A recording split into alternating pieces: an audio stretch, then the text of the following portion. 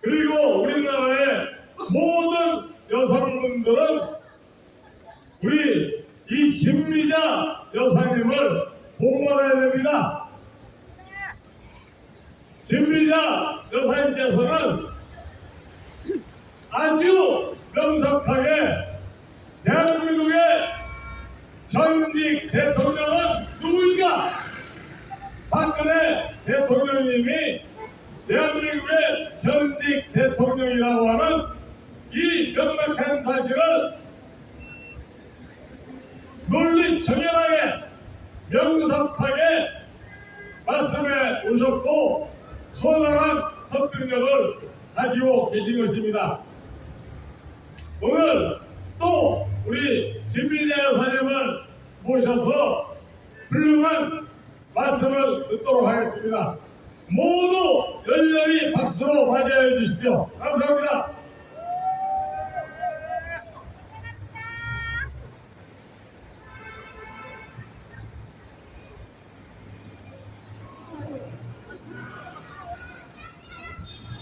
안녕하십니까. 저는 자유대한민국 국민 김미자입니다. 지난주에 이어 오늘도 박근혜 대통령님이 더 중앙 플러스에 연재하고 계신 회고록을 낭독해드리겠습니다. 오늘 제가 낭독해드릴 회고록은 16편 난 욕먹고 연금개혁했는데 문재인 손 하나 까딱 안 하더라입니다. 2014년 집권 2년차에 민감한 공무원 연금개혁법을 추진하심으로 해서 공무원들의 원성과 반발에 부딪히셨지만 대통령님은 나라 살림의 책임져야 하는 대통령으로서 살림에 구멍이 나는 걸 알면서도 나몰라라 하면서 방치할 수 없다. 비난을 받더라도 의지와 사명감을 갖고 해야겠다는 생각을 하시고 그 생각을 실천에 옮기셨던 것입니다. 그로 인해 수많은 공무원들이 대거 촛불난동에 동참하여 대통령님 하야를 외치게 된 본인이 되었던 거죠. 이에 대한 자세한 내막이 지금 낭독한 회고록에 잘 수록되어 있습니다.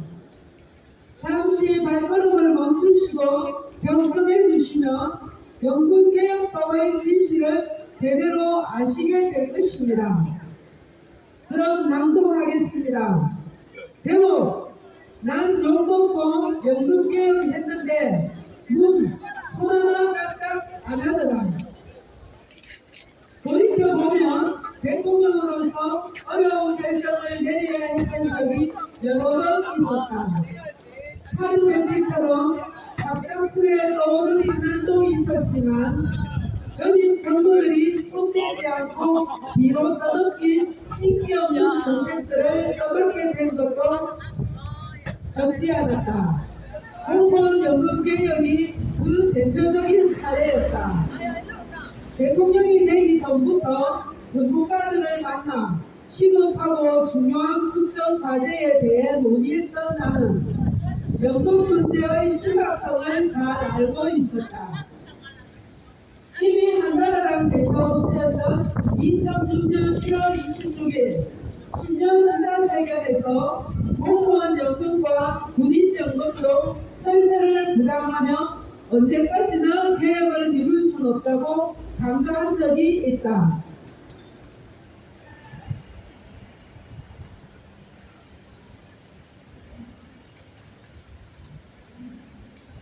그래서 대통령에 취임할 무렵 연금개혁만큼은 반드시 해놓고 퇴임하겠다고 결심한 상태였다. 연금 제도는 출발부터 적자가 예정되어 있었다. 도입 당시 정부는 가입자를 늘리기 위해 적게 내고 많이 받을 수 있도록 설계했기 때문이다. 가입자 수를 확보하는 데는 성공했지만 시간이 갈수록 적자폭이 눈덩이처럼 불어났다. 여기에 더불어 고령화도 무섭게 가속화했다. 과거엔 청년 두 사람이 노인 했다면 얼마 후에 청년 한 사람이 노인 3 내지 4명을 부양하는 시대가 예정되어 있다. 하지만 연금의 속성상 일단 주기 시작하면 이것을 도로 빼앗는 것은 굉장히 어렵다. 매번 연금 개혁을 꺼내들었던 역대 정부는 결국 근본적인 수술 대신 세금을 더 걷어 적자를 메우는 쪽으로 물러서고 있다. 포퓰리즘이 이래서 무섭다는 것이다. 이렇게 밑빠진 속에 물을 묻는 땜질과 처방이 계속되다 보니 언제 터질지 모르는 폭탄 돌기나 다름없었다. 얼마 전 프랑스에서도 에마뉘엘 마크롱 대통령이 정년을 62세에서 64세로 2년 늦춰서 연금 수령 시점을 늦추는 법안을 추진하자 프랑스 전역에서 시위가 열리고 폭력 사태가 발생하는 등 난리가 난 적이 있다. 어느 나라든지 가장 추진하기 어려운 정책 중 하나가 연금 개혁이다. 소제목 1. 연금 개혁 손 안 댔다면 가슴치며 후회했을 것. 늦으면 늦을수록 개혁하기가 힘들어진다는 것을 잘 알고 있었기에 나는 2014년 2월 집권 2년 차를 맞아 경제혁신 3개년 계획을 발표하면서 공무원, 군인, 사학 등 3대 연금개혁 계획을 핵심 과제로 꺼냈다. 당정청은 우선 공무원 연금을 더 내고 덜 받는 방식으로 소진하기로 했다.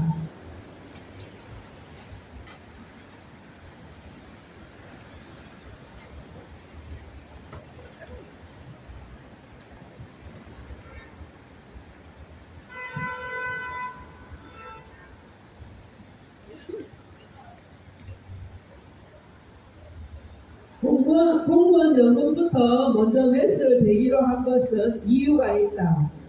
연금은 다른 나라도 낸 것보다 조금 더 받도록 설계되어 있다.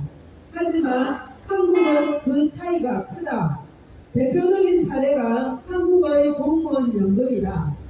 2014년 당시 공무원은 자신이 낸 돈보다 4배 많은 연금 총액을 받도록 설계되어 있었다. 그러다 보니 1990년대부터 적자가 나기 시작했다. 근본 처방을 미루다 보니 도입 초기에는 연금 재원이 공무원 1, 정부 1, 세금 1의 비율이었는데 2030년에는 공무원 1, 정부 1, 세금 4의 비율이 될 예정이었다. 그렇게 되면 매년 14조에서 15조 원의 세금을 쏟아부어야 한다. 상황이 이렇게 되도록 공무원 연금을 손대기 어려웠던 것은 이유가 있다. 2014년 기준으로 공무원 연금 직접 대상자는 약 106만 명, 수급자가 34만 명이었다. 미래와 현재 수급자를 합치면 140만 명이고 가구까지 고려하면 약 400만 명에 달했다. 이들을 잠재적 반대 세력으로 둘 각오를 해야만 손을 댈 수가 있는 것이다. 나라로 그런 우려가 없었던 것은 아니다. 거센 반발이 나오고 힘든 일이라는 것을 잘 알았다. 피할 수 있으면 피하고 싶은 일이었다. 내 재임 중 이걸 안 했다고 해서 심하게 욕먹을 일도 없었다. 하지만 힘든 일은 다 밀어놓고 임기를 마친다면 무엇 때문에 대통령을 하려고 했냐는 회의가 될 수밖에 없다. 대통령은 나라 살림을 책임져야 하는데 살림에 구멍이 나는 걸 알면서도 나몰라라 하면서 방치할 수 없었다. 비난을 듣더라도 의지와 사명감을 갖고 해야 한다고 생각했다. 손대는 게 늦어질수록 기존연금의 혜택을 누리는 기득자가 많아지고 그들이 가져가는 액수도 많아지기 때문에 개혁은 더욱더 힘들어진다. 결국 대통령이 결심하고 책임지고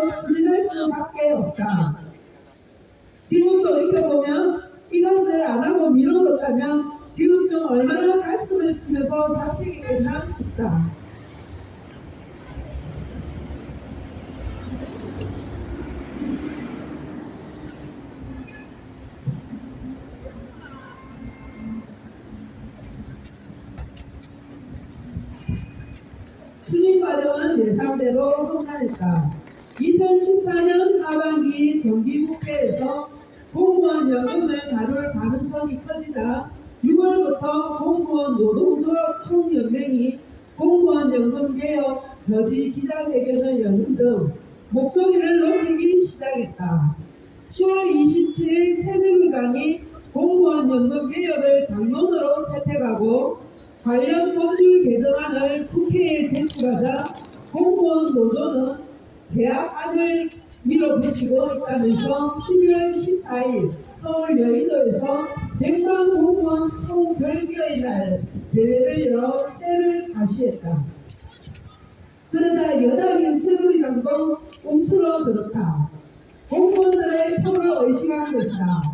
2014년 10월 15일 국무총리 공관에서 비공개 고위 감정선회의에서 김기춘 비서실장 등이 연내 조속한 처리를 요구했을 때 여당 지도부는 법안을 상정하더라도 처리 시점은 속도를 조정할 필요가 있다는 입장을 표시했다.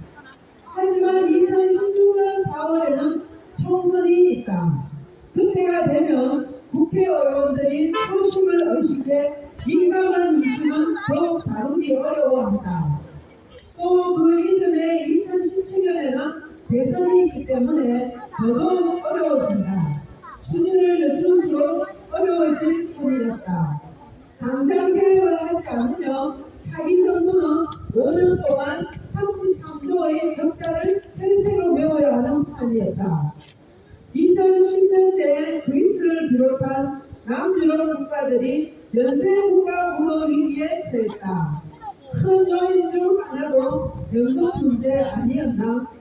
가슴이 바짝바짝했다. 2014년 11월 20일 김무성 대표, 이완구 원내대표, 조호영 정책위원장 등을 청와대로 불러 개혁안을 통과시키지 못하며 역사에 죄를 짓는 것이라고 말하며 연대 처리를 거듭 강조했다. 여당을 이렇게 단속했어도 처리는 낙관하기 어려웠다. 새누리당은 과반을 확보한 다수당이었지만 19대 국회 말에 국회 선진화법이 도입되면서 야당이 반대하면 법안을 신속하게 처리하기 어려웠다. 공무원 노조와 가까운 제1야당인 새정치민주연합 더불어민주당의 전신은 공무원 연금 개혁안에 대해서 부정적이었다. 국회도 소극적이고 공무원 노조도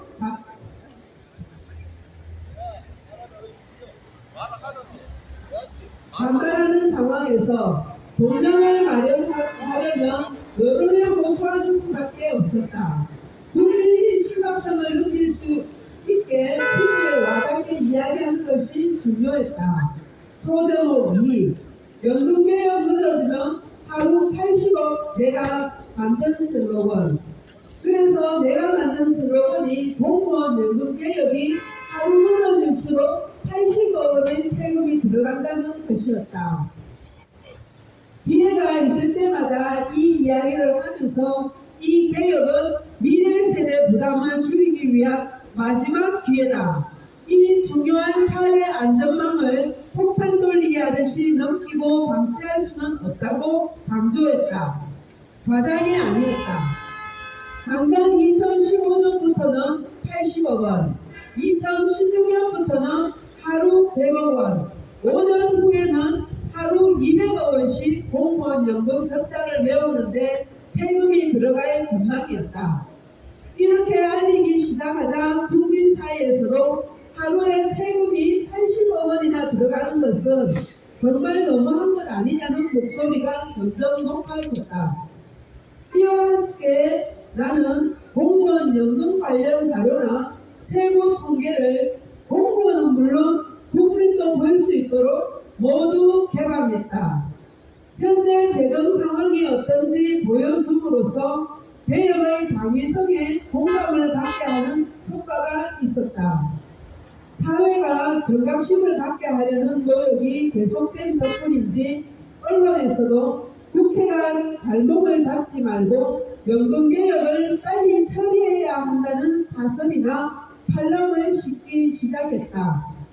분위기가 이렇게 되자 야당도 대의회는 공감한다면서 대화 테이블로 나왔다. 그 결과 2014년 12월 20일 여야는 공무원 연금개혁 특위와 국민 대타협 기구를 설치하기로 합의해 2015년 1월부터 논의를 시작했다. 국민 대타협 기구에는 직접적 이해 당사자인 공무원 단체를 비롯해 시민단체, 정부 관계자 등이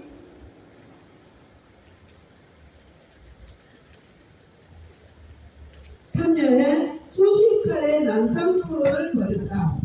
애초 목표였던 2014년 연대 처리는 물 건너갔지만 이듬해 5월 2일까지 개혁안을 처리하기로 여야가 합의했다는 점은 고무적이었다.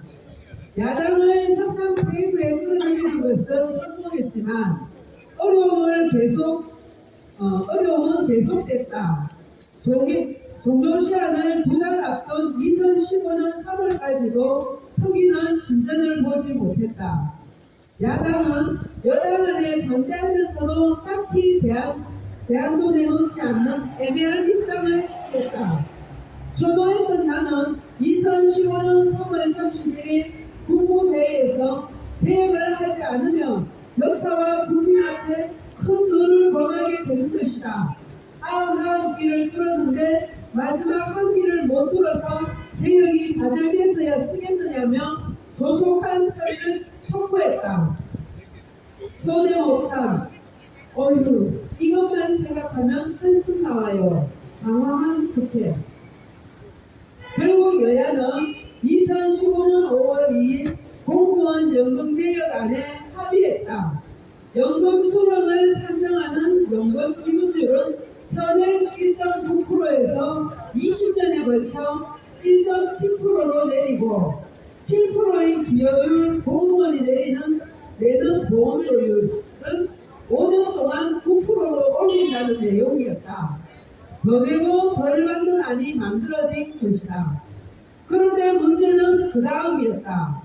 이를 통해 얻는 세수 절감분의 일부를 본격 연금에 투입해 국민연금 명목소득 대체율을 40%에서 50%로 올리기로 한다는 내용이 추가됐다. 야당의 주장을 수용한 것이다.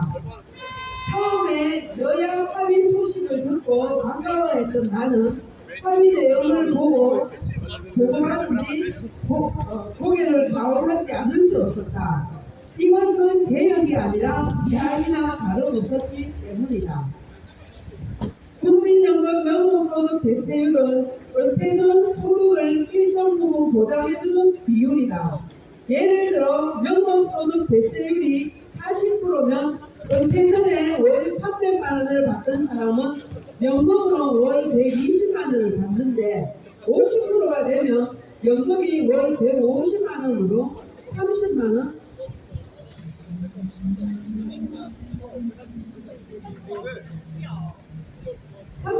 이나 늘어난다. 1988년 국민연금 도입 초기 소득 대체율은 70%였다.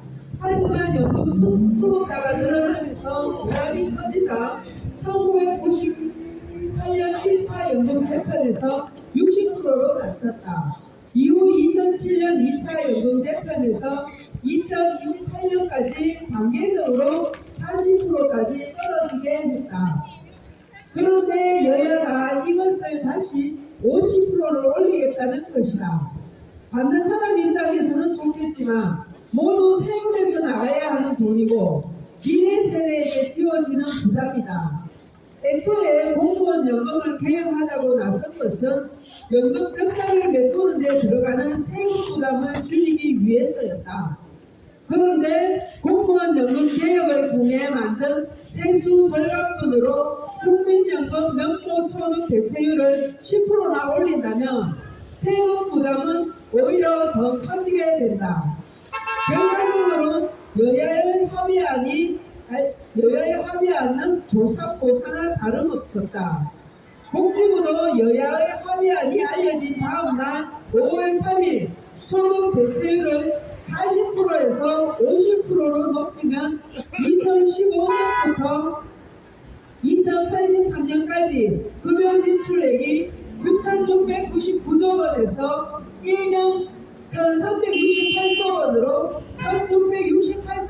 늘어난다고 발표했다.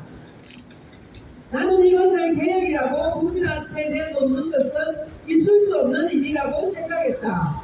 5월 4일 청와대 수석 비서관 회의에서 국민연금 소득 대체율 문제는 국민연금 개혁과는 다른 문제로 접근해야 할 사안이고 국민 부담이 크게 늘기 때문에 반드시 먼저 국민의 동의를 구해야 한다. 약 2천만 명 이상이 가입한 국민연금의 소득 대체율을 조정하는 것은 그 자체가 국민께 큰 부담을 지우는 문제라고 지적했다. 여론도 들끓었다. 더 준다고 하면 도와주기가 했던 여론이 한판하자 그때는 당황했다. 문제의 심각성을 인지한 새누리당은 국민연금 소득 대체율 50% 인상을 명시하지 않겠다고 보복했고 야당은 반발했다. 여야간 책임 공방이 이어지면서 공무원 연금 개혁 처리는 다시 표류하게 됐다. 답답한 일이었다. 5월 12일 청와대 국무회의에서 공무원 연금법 개정안을 이번에 처리 못하면 시한 폭탄이 터질 수밖에 없다고 말하면서 나도 모르게 어휴 이것만 생각하면 한숨이 나와요 라고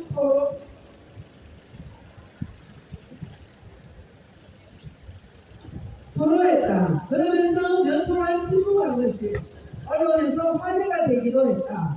5월 18일 연금개혁 사실에 대한 책임을 지고 조윤석 정무수석이 사직서를 냈다. 이런 와중에 여야는 계속 물밑 작업을 이어갔고 5월 29일 결국 공무원 연금 개정안이 통과됐다. 2014년 2월 공무원 연금 개혁을 언급한 지 458일 만의 일이었다. 국민연금 소득 대체율 50% 인상은 공적연금 강화와 사회적 노후 인권 해소를 위한 기구를 만드는 것으로 정리했다. 여기서 공무원 연금 개혁으로 발생하는 재정 결과액의 20%를 공적연금 제도 개선에 활용하는 방안을 마련하기로 했다. 길고긴 공무원 연금 개혁의 여정은 이렇게 마무리됐다. 솔직한 심정을 말한다면 공무원 개혁을 추진하면서 국회의 역할에 아쉬움을 느낀 게 사실이다. 국회에서는 협상의 묘를 기하는 것도 좋지만 제대로 된 개혁 성과가 나오도록 조금 더 노력했으면 하는 마음도 있었다. 언론도 그런 점을 지적했다.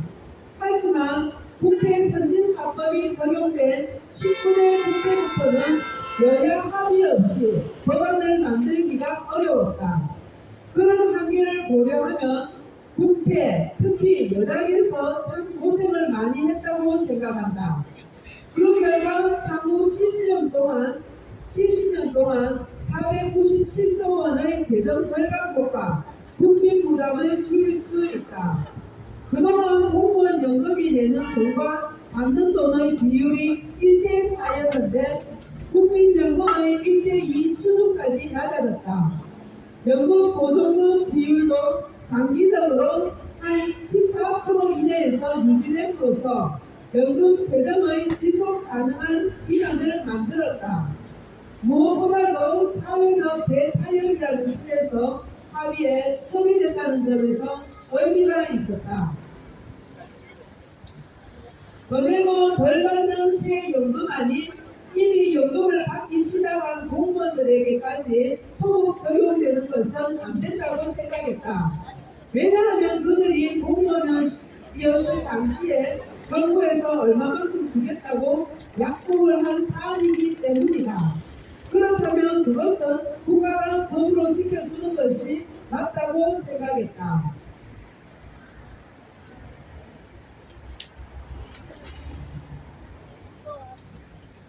그러다 보니 상대적으로 연금에서 손해를 보게 된 젊은 공무원들은 불만이 많았다고 한다. 나는 우리나라 공무원에 대해 긍정적으로 평가한다. 공무원은 우리나라가 발전해오는 과정에서 엔진 역할을 했다. 나라가 이렇게 발전한 데는 그들의 사명감과 헌신이 밑거름이 됐다. 상속 경제나 각종 규제 개혁을 추진할 때도 공무원의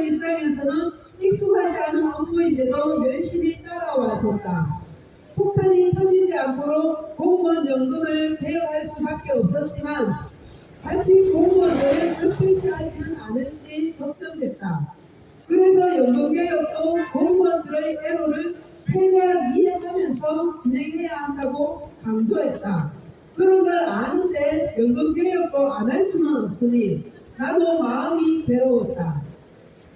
소제목 4.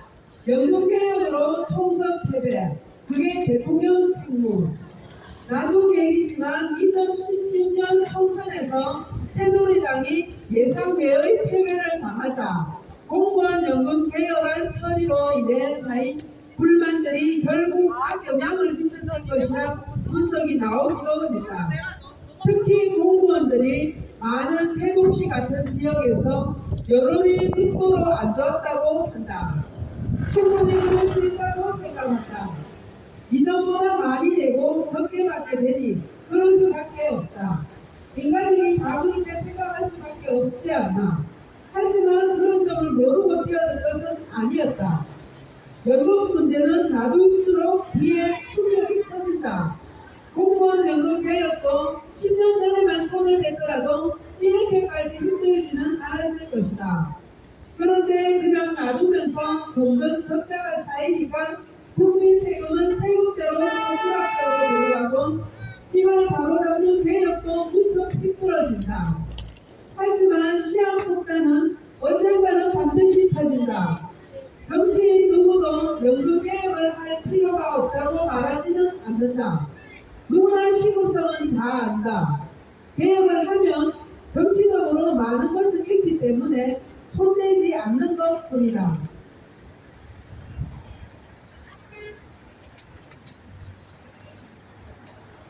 하지만 그런 것을 해야 하는 게 대통령의 책무이자 운명이다.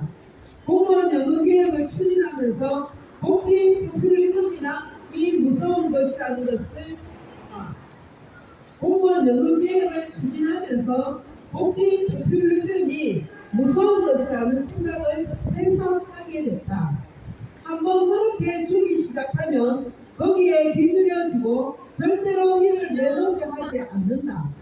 그리고 그 책임은 다음 정부, 미래 세대가 지게 되면서 모두가 언제 터질지 모르는 폭탄을 돌리게 되는 것이다. 이제 베이비 부모 세대가 은퇴 연령대에 접어들고 있기 때문에 국민연금을 손대기는 점점 어려울 것이다. 내가 공무원 연금 계획을 했으니 다음 정부는 국민연금이든 군인연금이든 무언가를 손댈 줄 알았다. 그런데 문재인 정부는 연금 문제에 대해서는 전혀 손을 대지 않았다. 해야 하지만 인기가 없는 정책이기 때문일 것이다.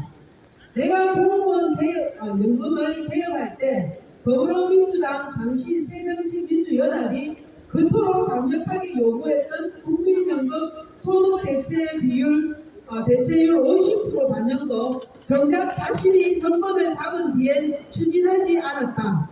21대 국회에서 국회 선진화법에 보장된 야당의 비토권을 무력화시킬 정도로 압도적 의석을 보유했는데도 말이다.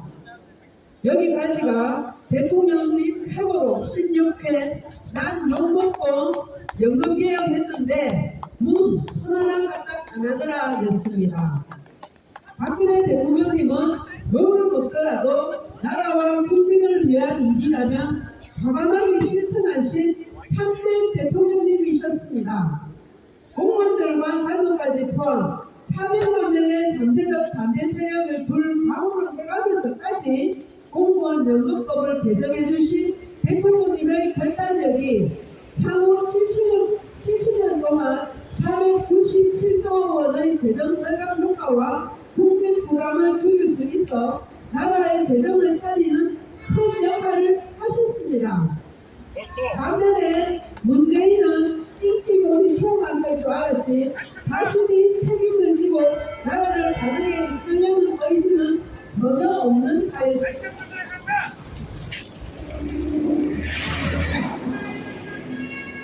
심지어 자신들이 강력하게 요구했던 국민연금 소득 대체율 50%도 추진하지 않는 책임감 없는 자가 바로 문재인이요. 오히려 나라를 북에다가 바치는데 사정감을 가지고 행동한 자가 바로 문재인입니다. 불법이었지만 문재인이 대통령직에 올라간 것은 보궐선거인데, 그러면 대통령이 된 남은 임기만큼만 하고 내려와야 되는 것이 그나마 정상일 텐데, 문재인은 법을 완전히 무시한 채 5년 동안 청와대에 빨리 들고 앉아서 대통령 행세를 하지 않았습니까? 그러다가 나라만 국민을 위해 제대로 일을 할 리가 없지요. 이번 포럼을 통해 진짜 대통령과 가짜 대통령의 차이가 어떤 것인지 명확하게 보게 됩니다. 대한민국의 헌법상 사적 인용이 된 적이 없으신 박근혜 대통령님은 대한민국의 합법적인 진짜 현직 대통령님이십니다. 문재인과 윤석열 이 가짜들은 반드시 헌법의 주요한 심판을 받게 될 것을 믿습니다. 제가 준비한 것은 여기까지고요. 오늘도 우리 박정희 대통령님께서 작사 작곡하신 나의 조국을 힘차게 부르며 조국 사랑에 대한 마음을 북돋읍시다. 감사합니다.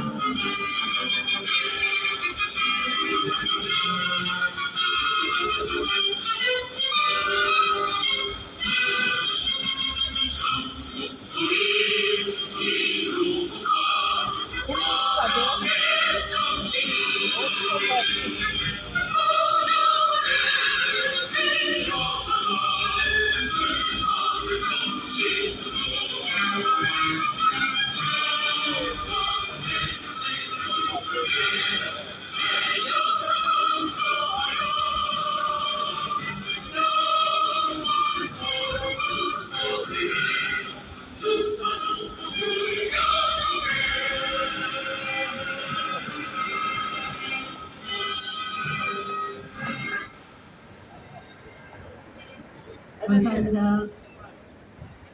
소리 조금 줄이죠. 소리 조금 줄이라 하라고. 네, 지금까지 김미자 여사님의 말씀 아마 잘 들으셨을 것입니다. 아저씨 소리 줄이라고 하잖아요.